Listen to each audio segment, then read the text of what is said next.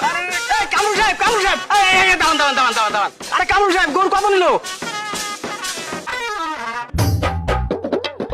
গরু নিয়েছে 50,000 টাকা। 50,000, এত সস্তা?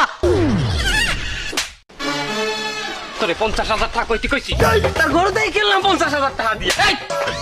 আমি ব্যান পাঠিয়ে আনছি 10,000 টাকা দিয়ে, এর খরচ নাই। ও আচ্ছা ভাইজান, গরু 60,000 টাকা।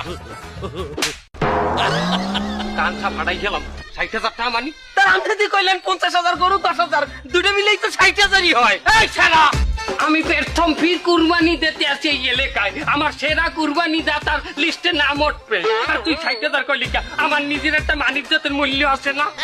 মামু, আমাদের মানিজ্যতের দাম কত ধরমু?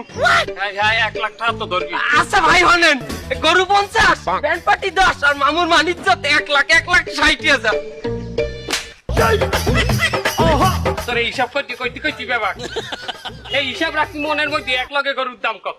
আচ্ছা হলেন, এই গরু 1,60,000। একটা গরু, দুটো গরু, তিনটে গরু। আমি গরু, ওরা গরু, তোরা মাপ। দাম কত? খালি দাম কত? 1,60,000। সরেন। এই যে তো লা।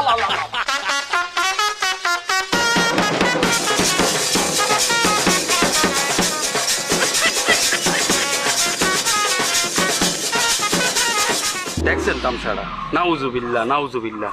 এই লোক কুরবানি দেবে, ঢোল খঞ্জুরা পিটাই হাঙ্গা দেশের মানুষে জানাইতেছে। এটা কি জানেন?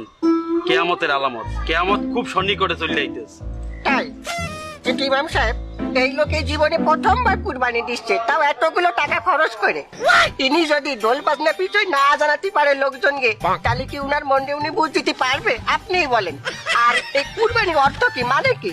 ত্যাগ স্বীকার করা। হ্যাঁ, ট্যাক্স স্বীকার করা। উনি এই কুরবানি দিচ্ছে, সাথে উনার পকেটের টাকা খরচ করে, এত টাকা খরচ করে ওই যে ঢোল পিটাচ্ছে, এটা তো একটা ট্যাক্স স্বীকারই বলে নাকি? এটা কোনো কথা? আমি কারে কি বুঝাই? কেয়ামত মনে করছিলাম খুব সন্নিকটে, মনে করতেছি এখনই চলে আইবে মনে হয়। এখনই, আজকেই। ইমাম সাহেব, শোনেন।